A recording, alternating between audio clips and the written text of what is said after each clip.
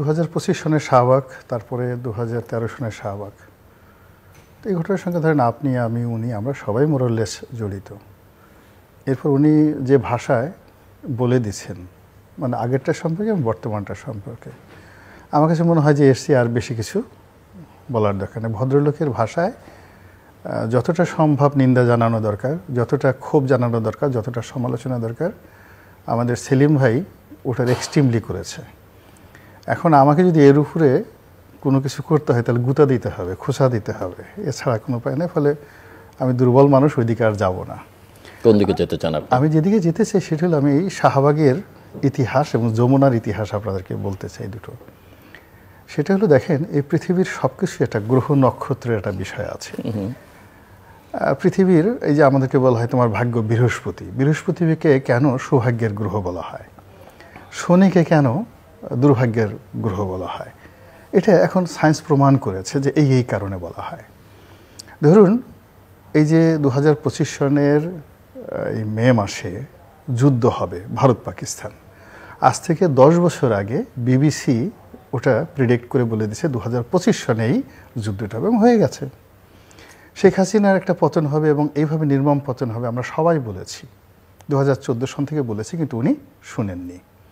তো এরকম সব জায়গারই একটা ম্যাথমেটিক্স আছে, ফিজিক্স আছে, কেমিস্ট্রি আছে। শাহবাগের একটা কেমিস্ট্রি আছে। মূলত এই জায়গাটা হলো একটা অভিশপ্ত জায়গা। আমি একটা প্রেজেন্ট টেন্স দিয়ে বলি, ধরুন পিজি হাসপাতাল এবং ডায়াবেটিক হাসপাতাল, প্রতিদিন এখানে কতজন রোগী মারা যায়, এবং এদের যে কান্না, আত্মীয় স্বজনের যে কান্না, ওই কান্নায় ওই জায়গাটা ভারী হয়ে থাকে প্রচণ্ড।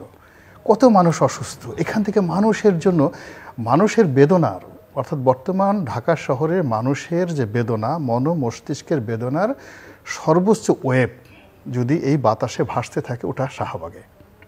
এই গেল এক। 2 নম্বর হলো, এটা যদি আদিকাল ধরেন, ওটা ছিল নবাবদের বাগান বাড়ি। শাহবাগ মানে শাহাদের বাগান বাড়ি, বাগান। ওখান থেকে একটু সামনে আগালে মধুর ক্যান্টিন, ওখানে একটা যাকে বলে বাইজিখানা ছিল। রাজাদের যে কোনো মেয়েদের ধরে নিয়ে আসা হতো, তারপর শেষে সেখানে বলে নাচতো, মদ খেত, গান বাজনা করতো। ফলে ওখানে মদ খাওয়ার জন্য, গান বাজনা করার জন্য, নেশা করার জন্য, ওই জায়গার মাটির মধ্যে যেটা রিদম আছে, ওখানে নামাজ কালাম জিকির আজকারের মধ্যে আসলে ওই রিদমটা আপনি পাবেন না। একদিকে এই হাসপাতাল প্রতিষ্ঠা করার জন্য ওখানে কান্না। এখন দেখেন ওই যে ওইরকম একটা জায়গাতে একটা কান্নার জন্য দুটো হাসপাতাল হলো কেন? পাশে আবার ঢাকা মেডিকেল, সবই তো শাহবাগ এলাকার মধ্যে। এটা তো অন্য জায়গাতে হতে পারতো। আপনি গিয়ে দেখেন, এটা হলো ওই জায়গাটার একটা অভিশপ্ত। এখন দেখেন 2013 সনের ইতিহাস যখন আপনি বললেন, এর আগে আমরা ওটা নিয়ে এত দেখেন, আমরা যখন আমরা যখন আজকের কাজে চাকরি করতাম, তখন ওই এলাকায় অনেক ভ্রাম্যমান পতিতা ছিল, পুরো ওই এলাকার পাশ দিয়ে ঘুরতে সারতো, এবং ওগুলো নিয়ে আমরা অনেক মজা ঠজা করতাম। কিন্তু দেখা গেল যে এই 2013 সনে আসলো ভালো ভালো ছেলেরা, মেয়েরা, কয়েকদিন পরে এদের বিরুদ্ধে বদনাম হয়ে গেল, যারা গাঁজা খায়। এরা ওখানে সন্ধ্যার পরে গিয়ে আরও কী করে, ছেলে মেয়ে একসাথে বসে বসে কী করে, গাঁজার গন্ধে চারিদিকে টিকা যায় না। এরপর কি হলো, দেখে যে তাদের একটা সৎ উদ্দেশ্য, মহৎ উদ্দেশ্য, এটা পুরো গাঁজার মধ্যে, বিরিয়ানির মধ্যে একাকার হয়ে গেল। এটা হলো এই মানে জায়গার অভিশাপের একটা লক্ষণ। এখন এই জায়গার মধ্যে এনসিপি কেন ঢুকলো? এদের তো সবাই পণ্ডিত ব্যক্তি, আর এই জায়গার মধ্যে জামাত কেন ঢুকলো? এরকম একটা অভিশপ্ত জায়গায় রাস্তা বন্ধ করে তারা জামাতে নামাজ পড়ছে। এটার প্রতিক্রিয়া যে কি হতে পারে, আইদার তারা মানে কি বলবো, ওখানকার যত গাঁজাখোর আছে বাংলাদেশে এখন, সরোয়ার্দী উদ্যানকে ঘিরে এখন পর্যন্ত যে গাঁজাখোর আছে, বা ওখানে ঘুষ দুর্নীতির যে জায়গাগুলো, সরোয়ার্দী উদ্যান, রমনা পার্ক, হ্যাঁ সরোয়ার্দী উদ্যান, রমনা পার্ক, ওখানে পুলিশের একটা স্টেশন আছে। আবার আপনি ক্যাসিনো, ডিস্কো যদি ধরেন, পাশে ঢাকা ক্লাব আছে। তো সব মিলিয়ে ওই এলাকাকে যদি ইসলামী তাহাজিব এবং তমুদ্দুন অনুযায়ী নামাজের জায়গায় আনতে হয়, মসজিদে নামাজ পড়ে, এটা একটা বিরাট কিয়ামত হয়ে যাওয়ার মতো অবস্থা। তো যার জন্য এখন এখানে যারা আসছে, তারা জেনে হোক, বুঝে হোক, বা না জেনে হোক, না বুঝে হোক, একটা অভিশপ্ত জায়গায় তারা পাড়া দিয়ে বসেছে। ফলে এটার দায় তাদের এখান থেকে নিয়ে যেতে হবে। এটাই হলো আমার বক্তব্যের কারণ। হলো আপনি যদি মক্কা শরীফে যান, লোকজন বলবে হাজি সাহেব মক্কা থেকে আসছে, গয়া যান, কাশি যান, সেখান থেকে আসবে। কিন্তু আপনি যদি একটু লাস ভেগাসে যান, ইন্ডিয়ানাতে যান, ম্যাকাওতে যান, যদি আপনি যত মানে হাজি সাহেবই হন না কেন, ভাই আমি একটু লাস ভেগাস থেকে আসলাম, মানুষ একটু সন্দেহ দৃষ্টি নিয়ে তাকাবে। এবং শাহবাগের ওই জায়গাটাতে সারা রাত জেগে জেগে, ধরেন একটা মেয়ে আছে বা একটা ছেলে আসে, সে যতই চরিত্রহীন হোক, যতই নামাজ কালাম পড়ুক না খেলো, খালি লোকজন ওই আশেপাশে তারা সন্দেহ সৃষ্টি করবে যে ওই আশেপাশের যে হাহাকারগুলো, ওই আগের যে বাইজির অভিশাপগুলো, ওই যে ওখানে যে সবাই গাঁজা খায়, মদ খায়, এইগুলো না জানি এখানে চলে আসে। এরকম একটা ঝুঁকির মধ্যে তারা এখানে পড়ে গেছে। এগুলোকে বলা হয় ক্যারেক্টার অ্যাসাসিনেশন। এই ক্যারেক্টার অ্যাসাসিনেশনের মধ্যে যদি তারা পড়ে যায়, আপনি চিন্তা করেন এর মধ্যে পড়ে পিনাকি বাংলাদেশে পালিয়ে যেতে বাধ্য হয়েছে এজ এ শাহবাগী। এখন পিনাকি জাতীয় মানে কি বলবো, বাংলাদেশের অনেকের পীর, মানে আলেম, মানে কি হজরতুল আল্লাম, সবার মানে হজরতুল আল্লাম বা আলা হজরত, মানে যারা ইসলামপন্থী লোকজন, উনি যদি আলহামদুলিল্লাহ বলেন, অনেকের কান্না এসে যায়, আবেগে কান্না এসে যায়। তো এরকম, তো ওনার মতো মানুষ, শিক্ষিত সজ্জন ব্যক্তি, এই শাহবাগী যে তকমা, এই শাহবাগী তকমা নিয়ে উনি বাংলাদেশে থাকতে পারেননি। একইভাবে আপনি দেখেন শাহবাগে আরও মেধাবী, আরিফ জেফতিকের মতো মেধাবী মানুষ, তারপর শেষে অনেক ভালো ভালো লেখকনা ছিল ওই সময়টাতে। মানে এখন যারা রাজনীতিতে ওখানে গেছে, এদেশে তো 100 Times in terms of education, family background, social stability, তারা কিন্তু গণজাগরণ মঞ্চের সাথে ছিল, ইনক্লুডিং ডাক্তার ইমরানের সরকার। ভালো ফ্যামিলি, আমাদের নাই সাহেবের মেয়ের জামাই। কিন্তু কি হলো, ওই অভিশপ্ত জায়গায় পাড়া দেওয়ার সঙ্গে সঙ্গে ওদের যৌবন শেষ, জীবন শেষ, এবং দেশ ত্যাগ করতে হয়েছে। এবং এখন সবার ডায়াবেটিস, ব্রঙ্কাইটিস, নিউমোনিয়া থেকে শুরু করে সবারই এক একটা করে উপাধি হয়ে গেছে। এমন উপাধি, কে 3 ইঞ্চি, কে 4 ইঞ্চি, এগুলো শোনা যায়, বলা যায়, বলেন তো অবস্থা, এরকম একটা অবস্থা হয়ে গেছে। এখন আমাদের এই সোনার ছেলেরা, বিপ্লবের সোনার ছেলেরা এই জায়গার মধ্যে পা দিয়েছে। আমি এখন দোয়া করব না কি করবো, তার জন্য আমি শুধু ইতিহাসটা বললাম, এই গেল এদের অবস্থা। তেমনি আমার খুব মায়া লাগতেছে ডক্টর মোহাম্মদ ইউনূস সাহেবের জন্য। উনি এখন যমুনার বাসিন্দা। এই ভবনটা একটা অভিশপ্ত ভবন। যমুনার কথা শুনলেই আমার কাছে মনে হয় ওই যে হুমায়ুন আহমেদের যে গান, হ্যাঁ, আমার যমুনার জল দেখতে কালো, স্নান করিতে লাগে ভালো।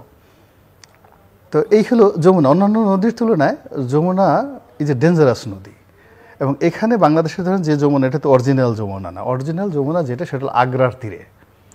তো যেখানে আগ্রার তীরে আগ্রা ফোর্ট হয়েছে, তাজমহল হয়েছে, এবং ওই জায়গাটাতে সিপাহী বিপ্লব থেকে শুরু করে যা কিছু হয়েছে, রক্তগঙ্গা বয়ে গেছে যমুনাতে।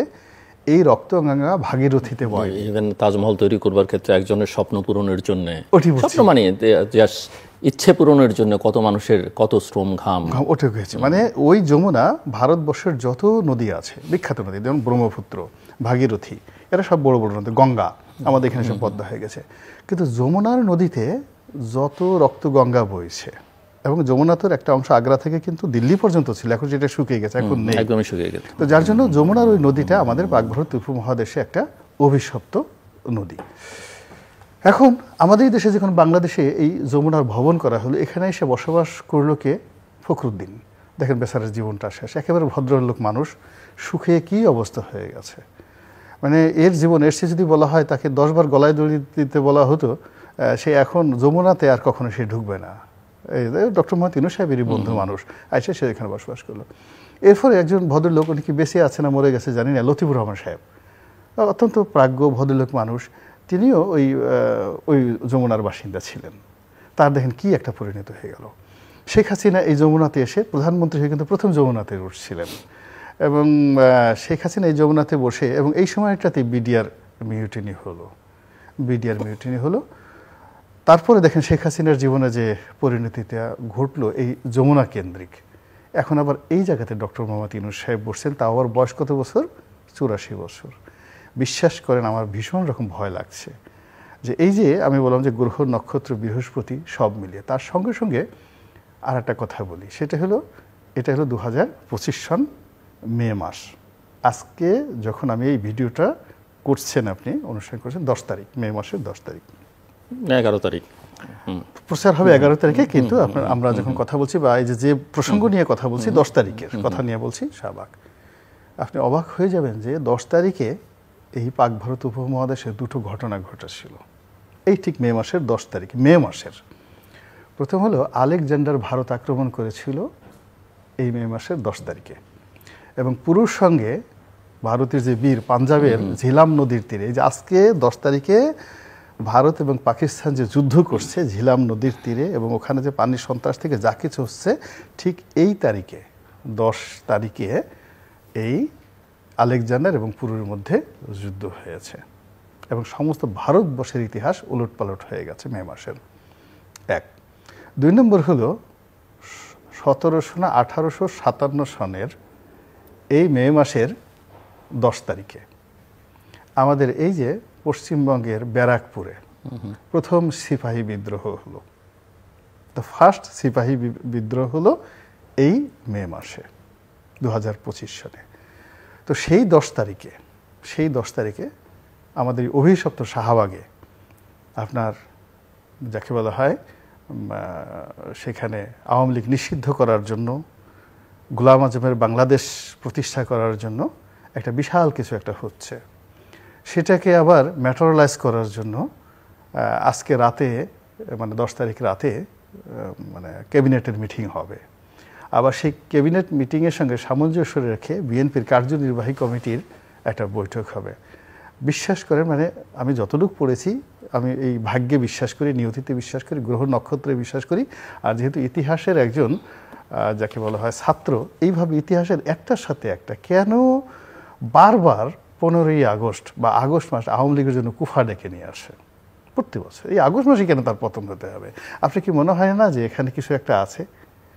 কেন এই আগস্ট মাসে শেখ হাসিনার পতন? এটা সেপ্টেম্বর মাসে হতে পারতো, কিংবা এটা নভেম্বর মাসে হতে পারতো, কিন্তু আগস্ট মাসে হতে পারবে। আবার বাংলাদেশে এই যে দেখুন এই মে মাস, এই যে 10 তারিখ, এই 10 তারিখে ভারত পাকিস্তান যুদ্ধ চলছে। তারপরে সেই ভারত পাকিস্তান যুদ্ধের মধ্যে আমাদের আবার যুদ্ধ করার শখ জাগলো কেন এই সময়টাতে? নিঃসন্দেহে শরীরের সাথে আকাশের সাথে একটা চুলকানির ভাবসাব আছে, সারা শরীর চুলকাচ্ছে। ওই যে চরমনের পীর সাহেব বলেছেন যে সুখে থাকলে তোমাদের ভূতে কিলায়, তা আমাদের আসলে এই বাংলাদেশে প্রায়ই দেখবেন যে সুখে থাকলে ভীষণ রকম ভূতে কিলায়। এবং আরও একটা ব্যাপার বললেন, এই মে মাসে দুইবার বাংলাদেশ আক্রমণ করেছে দিল্লির সুলতান ফিরোজ শাহ তুগলক। প্রথমবার গিয়াসউদ্দিন ইলিয়াস শাহ ওনার জমানাতে, আর দ্বিতীয়বার ওনার ছেলে সিকান্দার শাহের জমানাতে। দুইবার এই মে মাসে কিন্তু তারা আক্রমণ করেছে। তো কাজেই সময়টা আসলে ভালো না। এই সময়টাতে ভালো না থাকার কারণে কি হচ্ছে, এরা একবার বলছে যুদ্ধ করব, একবার বলছে করিডোর দেব, তারপরে শেষে আর একবার পাকিস্তানের বন্ধুত্ব করছে, আবার চীনে গেল বন্ধুত্ব করার জন্য। চীন আবার এখন উল্টে গেছে, চীন আবার এখন বলছে কেয়ামত হয়ে যাবে। কি একটা কথা দেখলাম, চীন বলছে কেয়ামত হয়ে যাবে যদি এই মানে ওখানে করিডোর দেওয়া হয় ইত্যাদি ইত্যাদি বিষয়গুলো।